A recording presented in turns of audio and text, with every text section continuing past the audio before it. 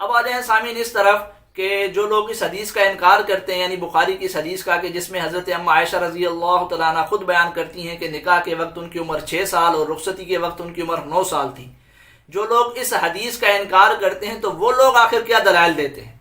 ان کے پاس کیا دلائل ہیں؟ تو ان کے دلائل کا میں آپ کے سامنے آج جائزہ رکھوں گا، لیکن اس سے پہلے تمہیداً آپ 2 باتیں سمجھ لیں تاکہ آپ کو ان کے دلائل کے جواب سمجھ میں آ جائیں۔ ایک بات تو سامعین یہ کہ ہم نے آپ کے سامنے یہ بات خود حضرت عائشہ رضی اللہ تعالی عنہا سے رکھی کہ وہ خود فرماتی ہیں کہ نکاح کے وقت ان کی عمر 6 سال اور رخصتی کے وقت ان کی عمر 9 سال تھی۔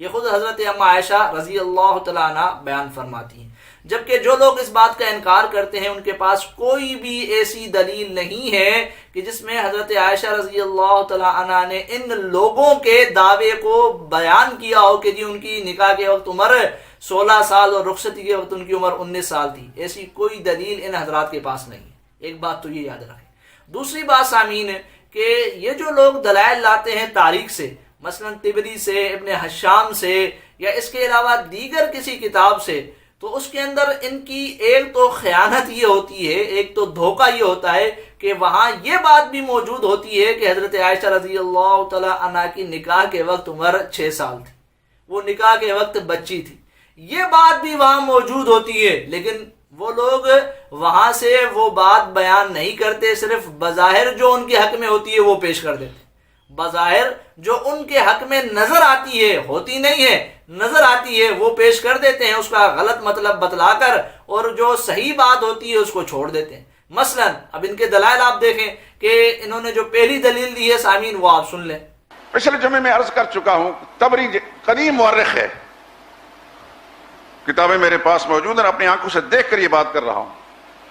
اس نے کہا کہ صدیق اکبر نے زمانہ جاہلیت میں، یعنی اسلام آنے سے پہلے، 2 عورتوں کے ساتھ نکاح کیا تھا، ایک کا نام قتیلہ تھا، ایک کا نام ام رومان تھا۔ قتیلہ سے صدیق اکبر کے 2 بچے تھے، ایک بیٹی تھی، ان کا نام اسما تھا، ایک بیٹا تھا، اس کا نام عبداللہ تھا۔ دوسری خاتون جس کا نام ام رومان سے، اس سے بھی 2 بچے ہوئے، ایک بچہ اس کا نام عبد الرحمن تھا، ایک بیٹی اس کا نام عائشہ تھا۔ یہ زمانہ جاہلیت میں پیدا ہو چکے تھے، یعنی ابھی اسلام آیا نہیں تھا، اس سے پہلے عائشہ صدیقہ پیدا ہو چکی تھی۔ اب اسلام جب آیا تو پیغمبر اسلام صلی اللہ علیہ وسلم نے مکہ میں عظمہ میں کتنا عرصہ زندگی گزاری؟ 13 سال۔ اس سے پہلے جو بچی پیدا ہو گئی ہے اس کو 2 سال کی 3 سال کی بھی تسلیم کر لیں، تب بھی عائشہ صدیقہ 14 15 16 سال کی بوقت نکاح ہر صورت میں ثابت ہوتی ہیں۔ تو سامعین آپ نے سنا، اب یہ جو طبری کے حوالے سے، تاریخ طبری کے حوالے سے یہ جو بات کی ہے کہ حضرت ابوبکر صدیق رضی اللہ تعالی عنہ کی اولاد اسلام سے پہلے جس میں ان کا نام ملتا ہے حضرت عائشہ رضی اللہ تعالی عنہ بھی تھی، یہ جو دلیل انہوں نے پیش کی ہے اور اس سے جو اپنا مطلب اخذ کیا ہے، خود طبری کے اندر وہ بات بھی لکھی ہے جو ہم بیان کرتے ہیں، وہ بات بھی لکھی ہوئی ہے، آپ دیکھ لیجئے سامعین، یہ آپ کے سامنے ہے۔ فَأَمَّا عَائِشَةُ فَكَانَتْ يَوْمَ تَزَوَّجُهَا صَغِيرَةً لَا تَصْلُحُ لِلْجِمَاعِ، کہ جس وقت نبی علیہ الصلوۃ والسلام نے حضرت عائشہ رضی اللہ تعالی عنہ کے ساتھ نکاح کیا تھا، اس وقت حضرت عائشہ رضی اللہ تعالی عنہ بچی تھی، نابالغ تھی۔ تو طبری کے اندر تو یہ بات بھی لکھی ہے، لیکن اس کا انکار کیا جاتا ہے اور اس کو چھپایا جاتا ہے۔ جہاں تک اس دوسری بات کا تعلق ہے حضرت ابوبکر صدیق رضی اللہ تعالیٰ عنہ کی اولاد والی، کہ ان کی اولاد اسلام سے پہلے جس کا نام ملتا ہے اما عائشہ رضی اللہ تعالیٰ عنہ بھی اس میں شامل ہیں، جہاں تک بات ہے اس روایت کی، اس بات کی، تو اس کی ذرا آپ سند تو پیش کریں نا۔ اس کی یہ لوگ سند صحیح پیش نہیں کر سکتے، متصل سند نہیں پیش کر سکتے، منقطع روایت لے کر آ جاتے ہیں، اور انکار کس کا کیا جاتا ہے؟ بخاری کی صحیح سند والی روایت کا انکار کیا جاتا ہے۔ بخاری کی صحیح سند والی روایت کا انکار کر رہے ہیں ایک منقطع اور ضعیف روایت کی بنا پر، ایک منقطع اور ضعیف روایت کی بنا پر۔ تو جو طبری سے یہ روایت پیش کی جاتی ہے، جو لوگ پیش کرتے ہیں دلیل بنا کر، ہم ان سے یہی کہتے ہیں کہ بھائی آپ اس کو پہلے صحیح سند کے ساتھ ثابت کریں، صحیح سند کے ساتھ ثابت کریں۔ اور دوسری بات وہی جو میں نے آپ کے سامنے رکھی کہ خیانت کیوں کرتے ہیں آپ لوگ، جبکہ وہاں تو دوسری بات بھی موجود ہے جو آپ لوگ چھپاتے ہیں۔ تو سامعین یہ ان کی پہلی دلیل تھی، اب ذرا ان کی دوسری دلیل کی طرف بھی آ جائیں۔ حضور صلی اللہ علیہ وسلم نے جب نبوت کا اعلان فرمایا تو آپ پر اسلام اور ایمان لانے والے ابتدائی 40 آدمی ان میں عائشہ صدیقہ کا نام بھی ہے. آپ ابن ہشام پڑھ کے دیکھ لیں, اس کا ترجمہ میں لکھا ہوا ہے, سیرت ابن ہشام. یہ بات یاد رکھیں, ایمان لانے کے کوئی بچہ بھی جب ایمان لاتا تو ایمانیات کے اصولوں کو سمجھنے کے لیے اس کا ہوش مند ہونا ضروری ہے کہ نہیں؟ یہ 1-2 سال کا بچہ بھی اس کا ایمان کا اعتبار کو ہوتا ہے. کم از کم 6-7 سال کا بچہ ہو تب وہ بات کو سمجھنے کی صلاحیت رکھتا ہے. تو عائشہ صدیقہ رضی اللہ تعالیٰ عنہ اس فہرست میں شامل ہیں جو ابتدا میں رسول اللہ صلی اللہ علیہ وسلم پر ایمان لانے والے لوگ ہیں. تو سامعین آپ نے سنا ان کی دوسری دلیل. اب یہ جو ابن حشام سے انہوں نے یہ بات پیش کی ہے کہ نبی علیہ الصلوۃ والسلام پر اسلام لانے والوں میں حضرت اما عائشہ رضی اللہ تعالیٰ عنہ کا بھی نام ملتا ہے, یعنی ابتدا میں جو لوگ اسلام لائے ان میں اما عائشہ کا بھی جو ہے وہ نام ملتا ہے. تو یہ جو انہوں نے بات کی, اس کی سند کی طرف تو ہم بعد میں جائیں گے, لیکن ابن حشام نے ایک اور بات بھی کی ہے جو انہوں نے چھپائی ہے. وہ آپ دیکھ لیجئے سامعین, یہ آپ کے سامنے ہے کہ ابن حشام تو یہ بھی لکھتے ہیں کہ وَتَزَوَّجَ رسول اللہ صلی اللہ علیہ وآلہ وسلم عائشہ بنت ابی بکر بمکہ وہی بنت 7 سنین وبنا بها بالمدینہ وہی بنت 9 سنین, کہ نبی علیہ الصلوۃ والسلام نے حضرت عائشہ رضی اللہ تعالیٰ عنہ سے مکہ مکرمہ میں جب نکاح کیا تو حضرت عائشہ رضی اللہ تعالیٰ عنہ کی عمر 7 سال تھی, اور جب ان کی عمر 9 سال ہوئی تو رخصتی فرمائی. تو اگر علامہ ابن حشام کی وہ بات ماننی ہے تو یہ بھی مانے نا, وہ بات ماننی ہے تو یہ بھی مانے نا, یہ کیوں نہیں مانی جاتی, اس کو کیوں چھپایا جاتا ہے؟ تو سامعین ابن حشام کے حوالے سے ایک بات تو یہ. دوسری بات کہ یہ جو انہوں نے بات پیش کی ابتداء اسلام والی, تو اس کی بھی ہم وہی بات کرتے ہیں کہ آپ سند پیش کریں, آپ سند پیش کریں. منقطع روایتیں, ضعیف روایتیں پیش کر بخاری کی صحیح سند والی بات کو مانا نہیں جاتا, انکار کیا جاتا ہے. یہ کہاں کا اصول ہے, یہ کہاں کا اصول ہے؟ تو سامعین یہ ان کی 2 دلیلیں. اب ان کی ذرا تیسری دلیل بھی سن لیں. ان کی بڑی ہمشیرہ دوسری ماں سے, جن کا نام حضرت اسماء بنت ابی بکر ہے, مشہور صحابیہ ہیں. سن 73 ہجری میں فوت ہوئیں, سب نے لکھا ہے. ایک بات, 100 سال کی عمر میں فوت ہوئیں, سب نے لکھا ہے. یہ مسلمات میں اس میں اختلاف کسی کا نہیں. یہ اپنی چھوٹی بہن عائشہ سے 10 سال عمر میں بڑی تھیں. ان تینوں چیزوں کو سامنے رکھ کر ذرا حساب لگائیں. اس بات کو محدثین نے بھی لکھا ہے, مورخین نے بھی لکھا ہے. اسماء بنت ابی بکر اپنی چھوٹی بہن سے کتنی بڑی تھی؟ 10 سال. فوت کب ہوئیں؟ 73 ہجری میں. کتنی عمر میں فوت ہوئیں؟ 100 سال کے. جو خاتون 100 سال کی تھی 73 ہجری میں, وہ یکم ہجری کو کتنے سال کی ہوگی؟ 27 سال کی. اور 27 یکم ہجری کی 27 سال کی تھی, تو ان سے 10 سال عمر میں جو چھوٹی ہمشیرہ, وہ یکم ہجری کتنے سال کی ہوئی؟ تو سامعین آپ نے سنا. اب یہ حضرت اسماء والی جو انہوں نے بات کی ہے, اب یہ بات جس کتاب کے اندر لکھی ہوئی ہے وہاں وہی بات لکھی ہوئی ہے جو ہم کرتے ہیں, وہاں وہی بات لکھی ہوئی ہے, لیکن یہ لوگ بیان نہیں کرتے. آپ یہ دیکھ لیجئے سامعین, آپ کے سامنے کتاب ہے ابو نعیم اصبہانی کی. انہوں نے لکھا ہے کہ تزوجہا بنت 6 کہ حضرت عائشہ رضی اللہ تعالی عنہ کے ساتھ نبی علیہ الصلوۃ والسلام نے 6 سال کی عمر میں عقد فرمایا, نکاح فرمایا. ودخل بها وهي بنت 9 اور 9 سال کی عمر میں رخصتی فرمائی, 9 سال کی عمر میں رخصتی فرمائی. تو جس بھی تاریخ کی کتاب سے یہ دلیل لاتے ہیں وہاں یہ بات بھی موجود ہے, وہاں یہ بات بھی موجود ہے نا. اگر آپ کو ان کی وہ بات ماننی ہے تو یہ بات بھی مانیے نا, اس کا انکار کیوں کیا جاتا ہے؟ باقی یہاں پھر وہی بات کروں گا سامعین کی حضرت اسماء والی جو بات کی جاتی ہے اس کی بھی سند صحیح نہیں, منقطع ہے, منقطع سند ہے. تو سامعین یہ ان کی 3 دلیلیں ہوئی, ان کی چوتھی دلیل بھی سن لیجیے. 27ویں پارہ میں ایک سورت ہے, سورہ قمر. یہ قرآنی ترتیب کے اعتبار سے 37ویں نمبر کی سورت ہے. قرآنی ترتیب 54 نمبر کی اور نزولی ترتیب 37ویں نمبر کی ہے. اس کی 46ویں نمبر کی آیت ہے وَالسَّاعَةُ أَدْهَىٰ وَأَمَرَ. آپ صاحب یہ بات ٹھیک پڑھ رہا ہوں نا؟ وَالسَّاعَةُ أَدْهَىٰ وَأَمَرَ.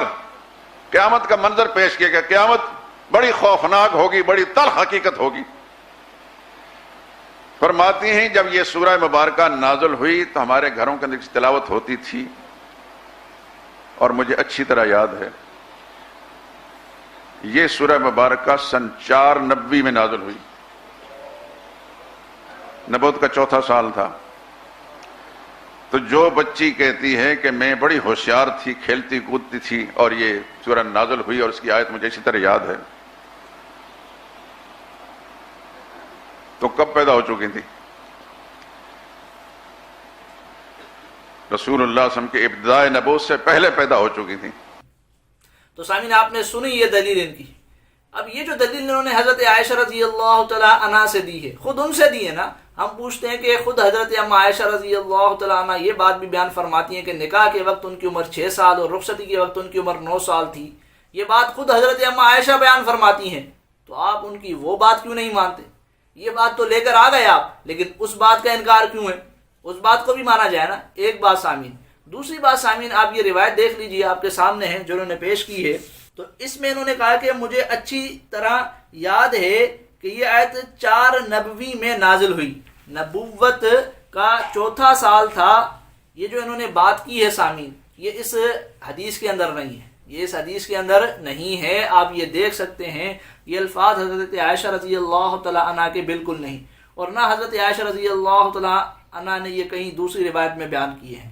تو یہ ان کا جھوٹ ہے جو انہوں نے حضرت عائشہ رضی اللہ تعالی عنہ پر لگایا ہے۔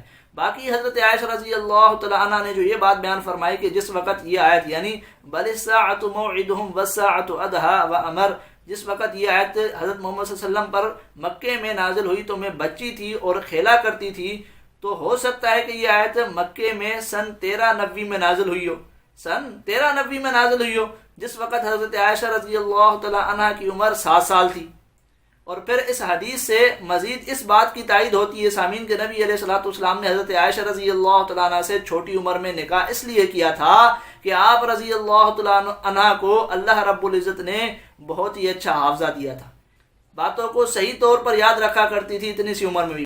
بہرحال سامعین، حضرت اما عائشہ رضی اللہ تعالیٰ عنہ کی جو حدیث پیش کی اور اس کا جو مطلب انہوں نے بتایا، اس میں ایک تو انہوں نے خیانت کی ہے، جھوٹ بولا ہے، اور پھر وہ مطلب حضرت اما عائشہ رضی اللہ تعالیٰ عنہ کی بتائی ہوئی بات کے بھی خلاف ہے، ان کی اپنی بات کے بھی خلاف ہے۔ تو یہ سامعین ان کی 4 دلیلیں ہوئی، اب ان کی 5ویں دلیل بھی سن لیجئے۔ سورہ نساء اس کے 6 نمبر کی آیت ہے، توجہ کریں۔ وَابْتَلُوا الْيَتَامَىٰ حَتَّىٰ إِذَا بَلَغُوا النِّكَاحَ،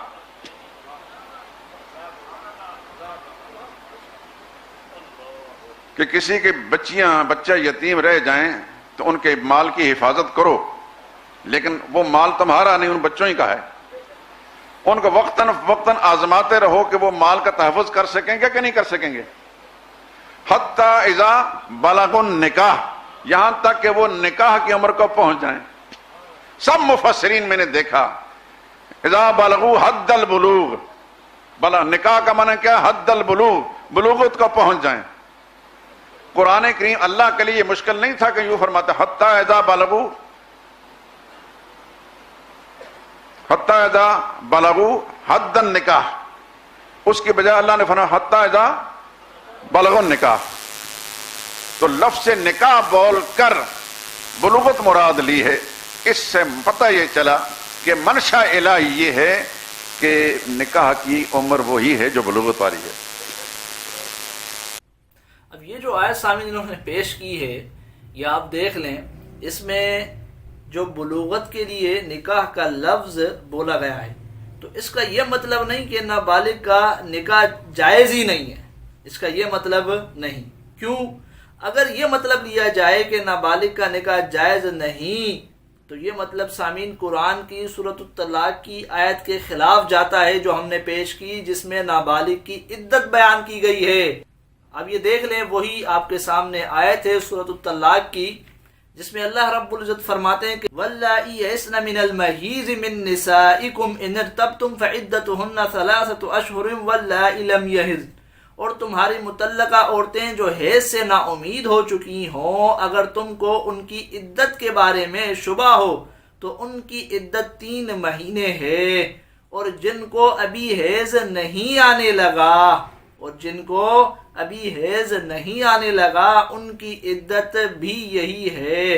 اب اس آیت میں دیکھیں کہ ان کی بھی عدت بیان کی گئی ہے جن کو ابھی حیض نہیں آنے لگا، یعنی نابالغ کی عدت بیان کی گئی ہے کہ اس کی عدت بھی 3 ماہ ہے، اور ظاہر ہے عدت وہاں ہوتی ہے جہاں نکاح بھی ہو اور شوہر نے خلوت بھی کی ہو۔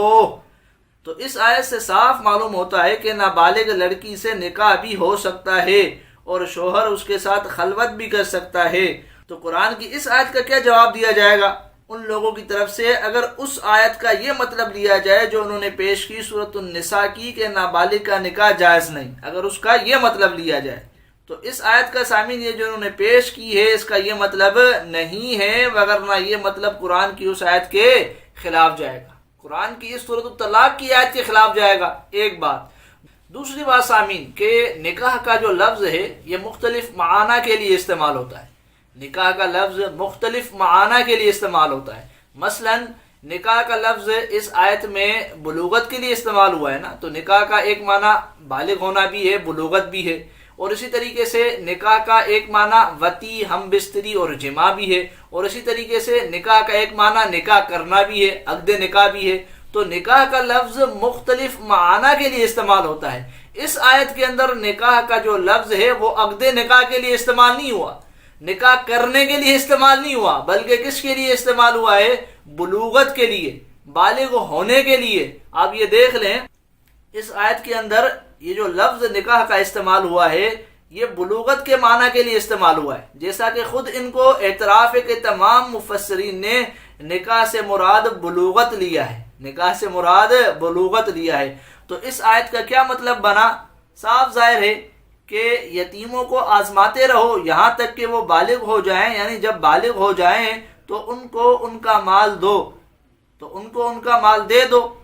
اس آیت کا سیدھا سا یہ مطلب ہے۔ تیسری بات سامعین اس آیت کے متعلق کہ بالغ ہونے کو نکاح سے اس لیے تعبیر کیا کہ نکاح کا ایک معنی جماع کا بھی ہے، ہم بستری کرنے کا بھی ہے، اور جماع میں انسان کی منی نکلتی ہے، اور اسی طریقے سے جب انسان بالغ ہوتا ہے تو احتلام کی صورت میں بھی منی نکلتی ہے، تو اس لیے نکاح کا لفظ بول کر بالغ ہونا مراد لیا گیا ہے، نکاح کا لفظ بول کر بالغ ہونا مراد لیا گیا ہے۔ بہرحال سامعین یہ جو مطلب اس آیت کا انہوں نے بتلایا ہے یہ مطلب قرآن کی سورۃ الطلاق کے خلاف جاتا ہے، اس لیے یہ مطلب صحیح نہیں بنتا۔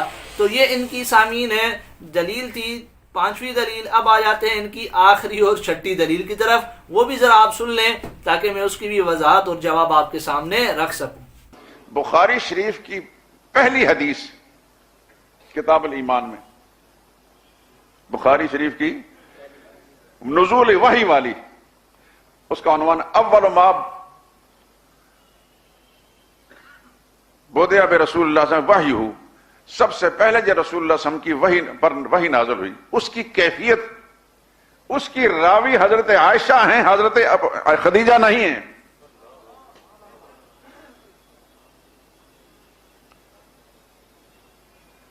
تو 40 سال کی عمر میں رسول اللہ صلی اللہ علیہ وسلم پر وحی آئی، تو وحی کی کیفیت کون بیان کر رہا ہے؟